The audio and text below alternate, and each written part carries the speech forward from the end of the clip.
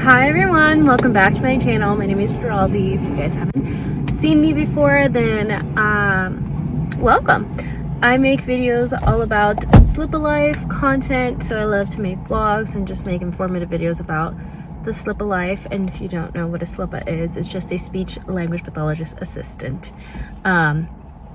So if you guys are new to the field, if you're trying to figure out what a SLPA is, I have a whole YouTube channel all about it. But for today's content, I wanted to make a video on how to make money during ESY. So ESY is just extended school year, and we'll talk a little bit more about it. But I did want to make this video because as the summer is approaching, we are probably biting our nails at this point, trying to figure out if either we're going to get summer school, or if we're going to be able to make money this summer through summer school, or if we're not going to go through summer school, how we're going to make money, how we're going to stay afloat.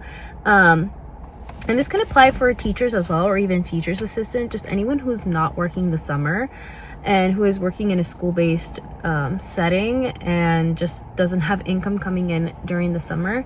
You know, you can try to apply this to whatever field you're in and see how this can help you. So I wanted to come up with like creative ways that you can make money, and I thought of 5 different ways on how you can make money this summer. So we're gonna talk about it in this video. This is my second time filming this, because the first time that I filmed this on my regular camera and the sound was not working, which sucks really bad because I literally sat there for 30 minutes filming this video. And now here I am filming it again in my car right before I have to go into work, and I forgot my lunch, so I need to go buy lunch too. Anyways, lots of things going on in this video, but I did want to talk to you about ESY. So let's get into it. So what is ESY? ESY, like I said, is extended school year. It's basically summer school for kids with disabilities, with kids in need. Just think of like kids with like autism and that type of population. So but these are kids who have severe needs. So essentially what ESY does is that it is an extension of the school year and just added 6 more weeks. However, this extension of the school year is not a full day of school. It's usually 5 hours, 4 to 5 hours, depending of the school. So this is just to supplement the loss of schooling that they will get for the summer, because these kids with disabilities, these kids with these disorders, is that they will fall further behind than a typical student will, than a typical general ed student will. And trying to get them back on track will be 10 times harder than if they didn't have the supplement. So that is why we have extended school year, and why we as providers are allowed to come in and like service these students. If it's within their IEP, it's just to help them just stay afloat for the remainder of the school year. So it's just 6 more weeks of school, and it's, like I said, not a full-time position. It's majority of the time it's always part-time. So you're not getting your full pay either as a service provider if you are working it as an hourly employee versus like a salary one. You're just getting a partial of what your typical paycheck will look like throughout the school year. So with that being said, I try to come up with things that will just help you stay afloat. This is not to say that it's going to completely just like help cover the entire loss that you're gonna have for the summer. This is just something to just kind of help you pay your bills without having to drain your savings, because that's the last thing we want, right? If you've been saving throughout the entire school year, and you should be, because you know summer comes every single year, this is just a way to kind of just supplement some of the money loss that you're going to have if you're not getting the ESY, if you're not doing summer school, or if you weren't allowed to do summer school, or the school is not doing summer school, or whatever the case, right? If you're just not getting to do summer school this this summer, this is just some way to just kind of earn back money without draining your savings account. So I want you guys to keep that in mind. I don't want you to expect that I'm like, oh yeah, I figured it out, this is how you're gonna make all of your money back. It's like, no, summer is gonna be hard for all of us regardless. It's just, these are just ways that you can do this summer to just help you just make that money. Help you make that money, girl. Okay, this is what we need. We just need to make some sort of money, whether it's like freaking $100 coming in or $2,000 coming in. We need to be realistic here. Okay.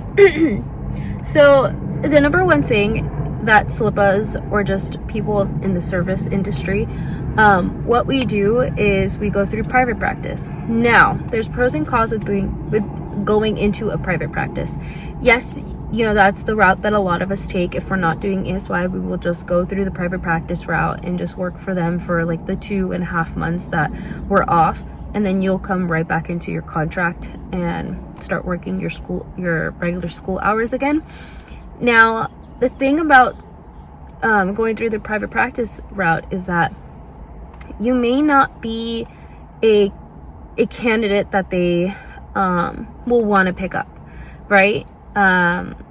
It's a little tricky because there's going to be turnover when it comes to you, because they can hire you and they will give you a caseload. However, when they know that by mid-August, you're going to be gone and they're going to be left with that caseload and having to figure out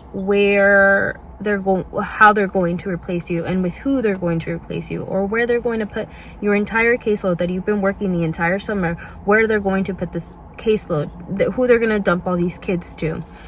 So it may not be the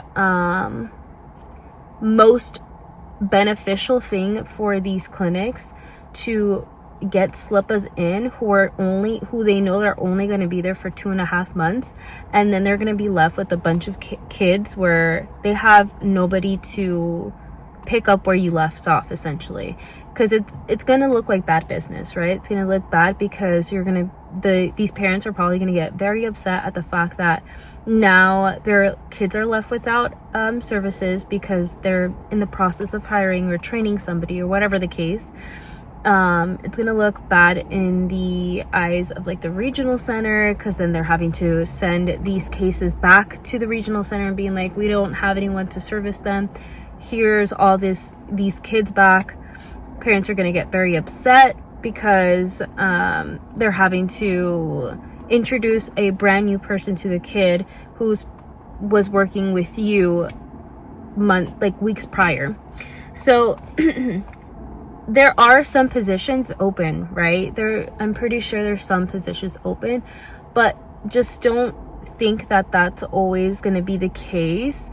And if that would be like, if I were to rank like what places to apply first, obviously it will be the private practice, right? You know, put your license to good use and just continue working what you've always been doing. That would be number one, is just to apply to private practices and just see who's going to take the bait. Just see who's willing to work with you, who's willing to allow you to work for the summer. And just don't take offense if they're like, we don't want someone who's just going to be here for 2 months and then dump this caseload on us. We want someone here who's going to be long term. You can't get upset with them, because you got to think of like the business aspect of things. It's just not going to look good for them.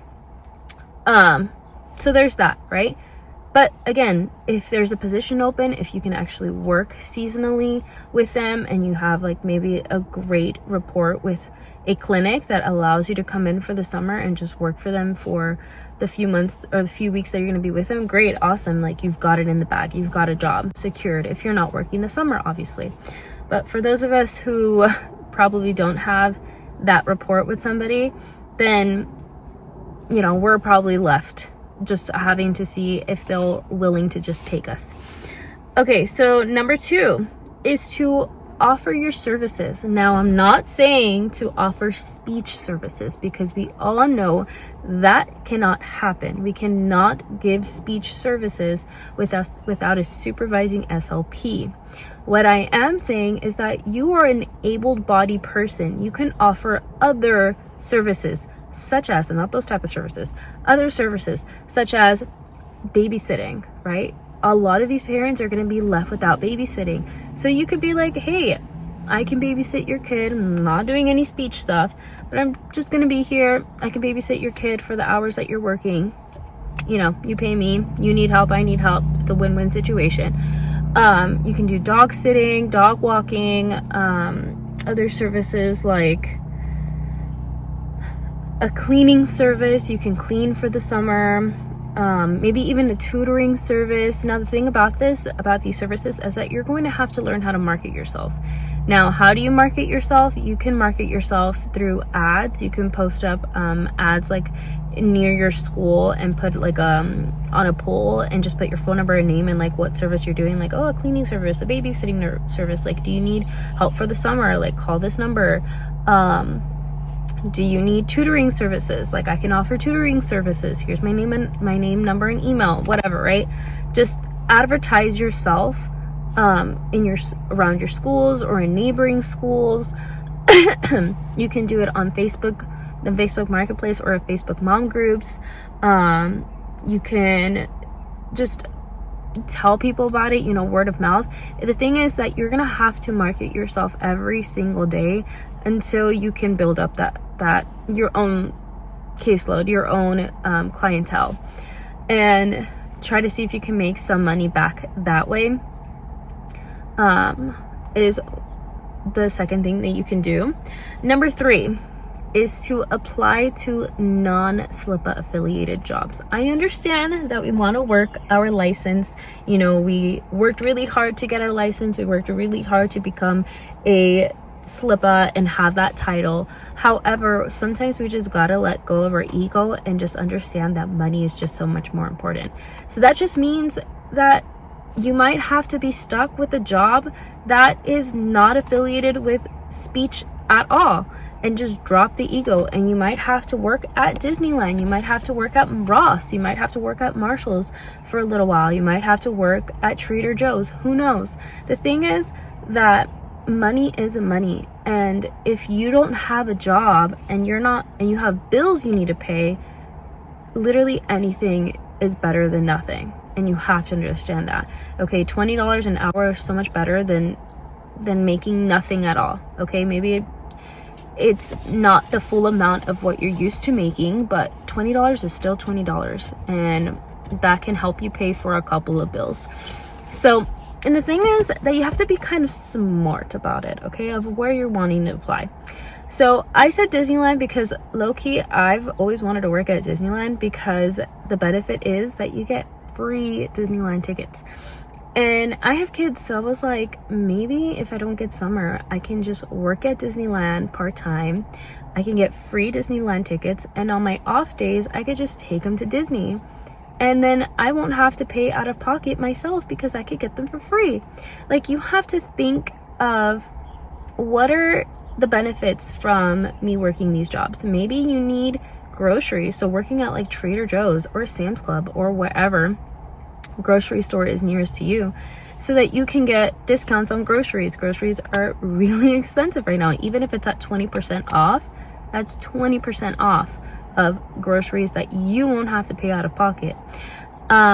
Maybe it's working at a Starbucks. Maybe you've always wanted to work at Starbucks and be a barista and learn how to make your favorite drink. You can make it fun. You can make it not so bad. Like I said, we just have to let go of that ego and just know that money is going to be money. It's going to help us pay our bills. And that's not to say that you're never going to go back to your contracting school. No, it's just for the summer. Just have a little fun hee-haw moment, and you could just say like, yeah, I worked there for the summer. It was fun. It was fine. I survived. I'm back making my full paycheck again, working at the schools as a SLPA. And sometimes it's fun to just kind of get away from the speech world and kind of live a different life for a little bit and then come right back to reality. So number 4 is to apply for summer camps.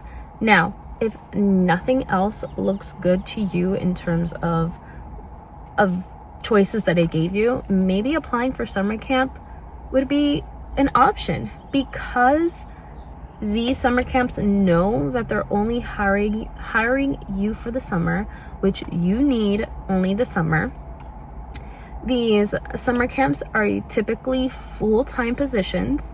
Again, you're not making your entire paycheck back, but you are working full-time versus part-time at like at a Trader Joe's or whatever, or at a Dollar Tree. You're working full-time, not your entire paycheck, but you are making more money than you would as a part-time employee.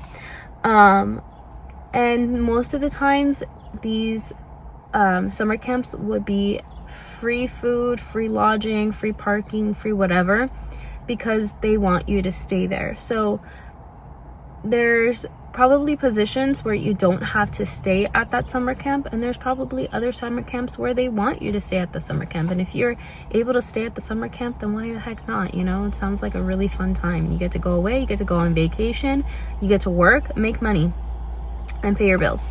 So these summer camps might be perfect for those of us who are looking for a position and not wanting to feel bad about just applying for a little bit and then quitting. Like, these are specifically made for just seasonal work. So this is perfect for people who are teachers, who are again, service providers like we are. These are perfect for people who are just not working the summer.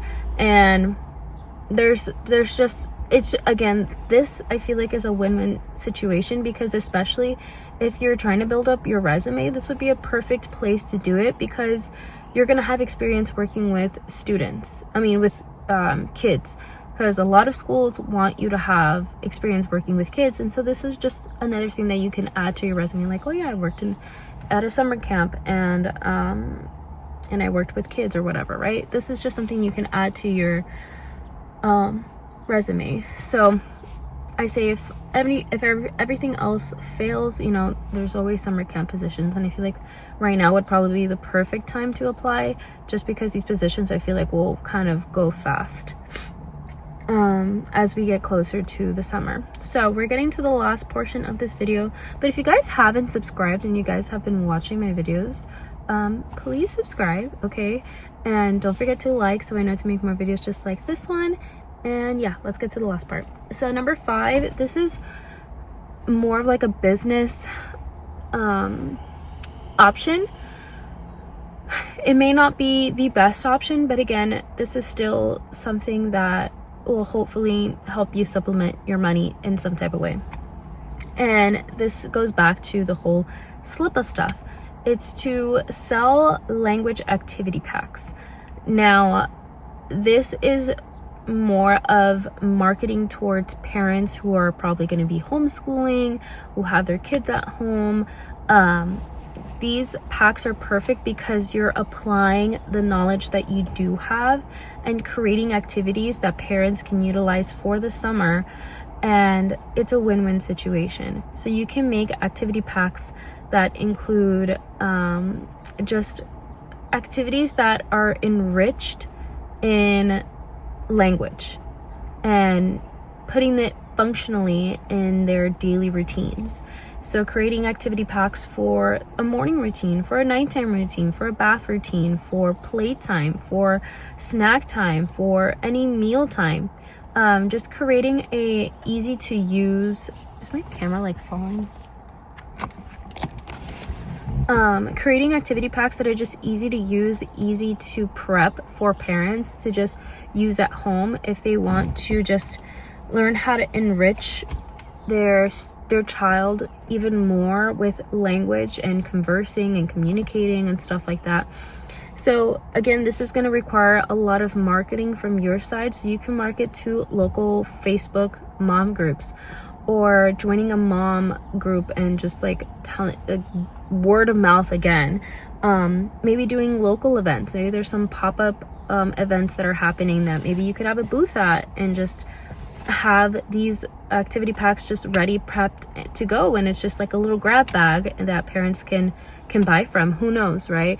I feel like this would be a really fun side business for us as well, if no one has ever thought to make something like this for parents. But these are just 5 ways that I thought of for you guys to kind of help yourself work for the summer. And it's going to be really hard for a lot of us. I understand that. And like I said, this is not to make your entire paycheck back. This is just ways to just make some sort of income to stay afloat until we get recontracted for the following school year. So if you guys enjoyed this video, don't forget to subscribe. Okay, subscribe, and I'll catch you guys on my next one. I'll see you guys later. Bye.